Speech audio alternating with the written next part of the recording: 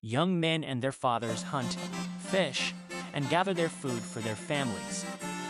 Other villagers cook the stew and build a fire for the village. Many people are trading and exploring their beautiful world of freedom. This is what life was. Life was happy and normal. This is what life was before Christopher Columbus.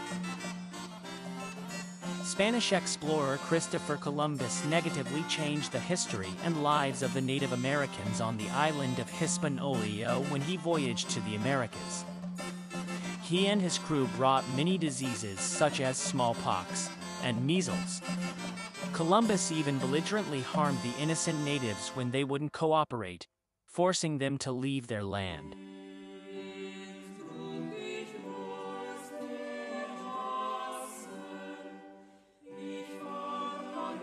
Christopher Columbus is not the man he is thought out to be. In the time before October 12, 1492, the people on the island Hispaniola, which is now split between Haiti and Dominican Republic, lived their lives normally. The tribes that lived there hunted for food and farmed with no outside contact to any but their nearby tribes. Until on the day October 12, 1492, a Spanish explorer named Christopher Columbus and his fleet of 90 people and 3 ships were sailing to find a better trading route to Asia when they mistakenly landed in the Americas. When Columbus set sail originally, it was with the intent of trying to find an all-water route to Asia. However, he was surprised to land at the islands of Guanahani. That was what the natives called it, but today it is known as the Bahamas. However, Christopher Columbus in his journal called it San Salvador. This voyage affected many of the native tribes, as well as the land. He searched for 2 months exploring the Caribbean and took many natives as well as some gold and set back for Spain. Columbus not only took natives with him to Spain, but he left 39 of his own men to create a settlement in what he called La Navidad, which today is Haiti. Columbus then returned to Spain and wrote a letter to the king and queen about his discoveries. Columbus mentions that the natives would easily become a part of Christianity and Spain. Columbus also stated that the natives had little to no weapons and defenses, which means that they would be easy to conquer. The king and queen then agreed to finance him and his crew to take back another journey to Hispaniola. In the Journal of Columbus, he said, "The inhabitants are all, as I said before, unprovided with any sort of iron, and they are destitute of arms, which are entirely unknown to them, and for which they are not adapted, not on account of any bodily deformity, for they are well made, but because they are timid and full of terror. But when they see that they are safe, and all fear is banished, they are very guileless and honest, and very liberal of all they have." What Columbus means by saying this is that if they cooperate, then they would be kidnapped and still be forced to work, except they think it's good for them. But if they fight back, they would still be enslaved, but they would be treated cruelly. The second voyage that Columbus took was on September 24, 1493, when he left from Cadiz, Spain with 17 ships and 1,200 men. Columbus promised Spain that lots of wealth would be found in this new world. Among the 1,200 men were priests, farmers, soldiers, and other settlers. Columbus returned to Hispaniola and visited other Caribbean islands. Columbus brought many seeds, livestock, and diseases to this new world. This new bringing of non-native things is now known as the Columbian Exchange, when Columbus had altered the New World from the Old World. On November 14, 1493, Columbus came into a conflict with an indigenous group at St. Croix. The discrepancy ended up in Columbus killing the group.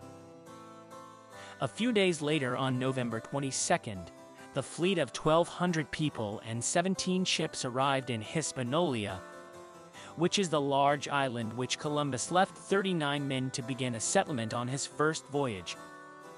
He quickly went to the La Navidad settlement, which the people he left were supposed to begin, but he was surprised to see it had been destroyed by many of the native people. Columbus left that settlement and began a new settlement further north, which he named La Isabela. This settlement is located in today's Dominican Republic. The reason for this settlement was to find new resources and metals. This took a hard turn in later years because it was placed in a bad place. It was constantly hit with hurricanes. Due to the failure of settlements, this created the anger-generating idea of enslaving many Taino people, which was the type of tribes living near the settlement. Columbus, making himself the governor of the settlement, enslaved around 1,600 natives. Many were sent back to Spain, and many were enslaved in La Isabela. This settlement was struggling to survive due to the failure of the Spanish crops, and to all the European diseases that followed arrival in the Americas. All of these discrepancies forced Columbus to abandon the settlement many years later in 1498. With many years to come, what was just a small settlement became Santo Domingo, which is the present-day capital of Dominican Republic. Following the failures of the settlement of La Isabela, Columbus captured around 30 indigenous people, including their local chief, as slaves. Columbus brought back 225 settlers, as well as these 30 slaves, back to Spain. Columbus left his brothers Diego and Bartholomew in charge. Once again, this voyage played a great role in the beginning of the Columbian exchange, where plants, animals, and diseases were sent to the New World. Because of this, just 4 years after Columbus's first arrival on Hispaniola, 2/3 of the native people population went down. This was the beginning of a large turning point in the lives of these native people all throughout the New World. Columbus had planned to sell many slaves to generate profit. The rulers of Spain then allowed Columbus to create a new plan for his third voyage. This next voyage would be to bring more supplies to the colonists and to discover more land. Columbus and his 6 ships departed in May of 1498. These ships had been sent to voyage through other Caribbean islands and northern parts of South America.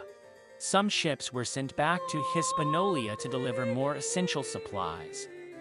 Columbus was accompanied by Bartolomé de las Casas, who later wrote a book called The Tears of the Indians, which is a book of quotes of the terrible things they did to the natives and has drawing images of the torture.